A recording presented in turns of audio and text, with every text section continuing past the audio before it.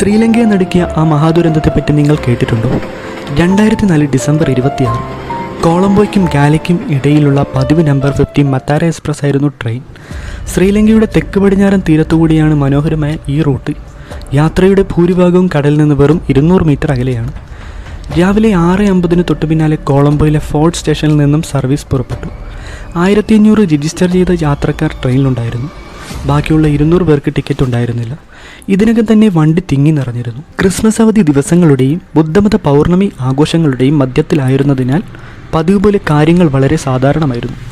Train അത്രയും തിരക്കേറിയതുകൊണ്ടും ഓപ്പറേറ്റർമാർ പരിചിതരായിരുന്നു. നിർഭാഗ്യവശാൽ ആസന്നമായ സുനാമിയെക്കുറിച്ചുള്ള മുന്നറിയിപ്പുകൾ ട്രെയിൻ ജീവനക്കാരിൽ എത്തിയില്ല.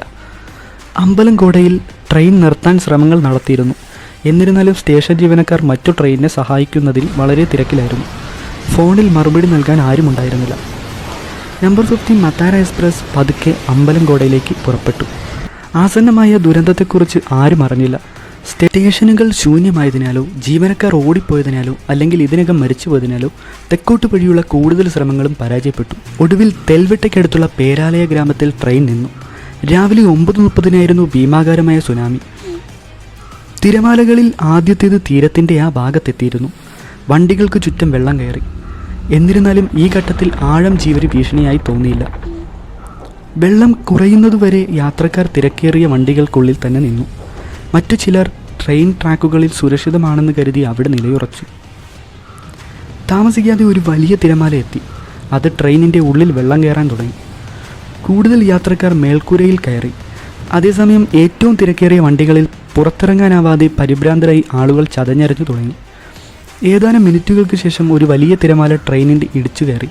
പാളത്തിൽ നിന്നും തീവണ്ടിയെ എടുത്ത് പാളത്തിൽ നിരത്തി വെച്ചിരുന്ന മരങ്ങളിലേക്ക് എറിഞ്ഞു. വെള്ളം ട്രെയിനിനെ പൂർണ്ണമായി മുക്കിയതോടെ അകത്തുണ്ടായിരുന്ന മിക്കവാറും എല്ലാവരും മുങ്ങിമരിക്കാൻ തുടങ്ങി. ശ്രീലങ്കൻ ചരിത്രത്തിലെ തന്നെ ഏറ്റവും ഇരുണ്ട ദിവസങ്ങളിൽ ഒന്നായിരുന്നു ഇത്. ഏകദേശം 1700ഓളം ആളുകളാണ് ഈ ട്രെയിൻ ദുരന്തത്തിൽ തന്നെ മരണപ്പെട്ടത്. സുനാമിയെക്കുറിച്ച് മുമ്പ് അവർ കേട്ടിട്ടേ ഇല്ലായിരുന്നു. എങ്ങനെ പ്രതികരിക്കണമെന്ന് പോലും ആർക്കും അറിയില്ലായിരുന്നു. ദുരന്തം കഴിഞ്ഞ് ഒരാഴ്ച കഴിഞ്ഞിട്ടും ആളുകൾക്ക് ഇത് എങ്ങനെ സംഭവിച്ചുവെന്ന് പോലും അറിഞ്ഞില്ല. ശ്രീലങ്കയുടെ തെക്കൻ കിഴക്കൻ തീരങ്ങളിലെ പല ഗ്രാമങ്ങളും പൂർണ്ണമായും തുടച്ചു നീക്കപ്പെട്ടു.